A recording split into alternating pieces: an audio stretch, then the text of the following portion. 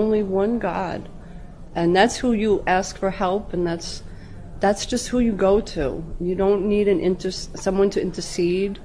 You don't need to go and speak to someone else. You just talk to God in your whole relationship, and you just lay everything to God. And it's so freeing. You're just so free. That's the only thing. And people look at me, oh, aren't you hot? Look at how you're dressed. And I've never felt more free. It's truth and it's freedom. I mean, the ultimate freedom to be a woman, to be a Muslim woman. I took Shahada. I was 47 years old. I considered myself a good Catholic lady. But I always would go to church and pray to God. I couldn't pray to Jesus. It just didn't feel right. And I would always talk to God. I didn't come from a religious family. My grandmother took me to church once in a while, on the major holidays, but that was only when I was little.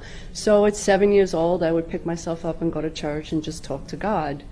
When I was 8, I asked for my own Bible.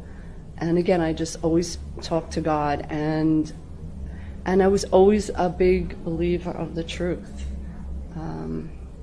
My whole life is based on the truth.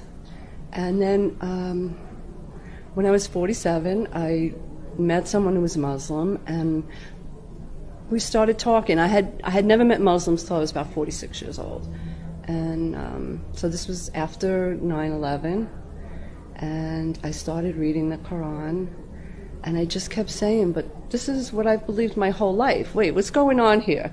I thought I'm Catholic, and why is everything that I'm reading to be true? I mean, to me it was the truth. And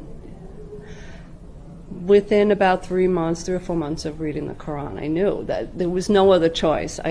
This is what I was my whole life. I just didn't know it until that time. And then on December 25th, I said Shahada.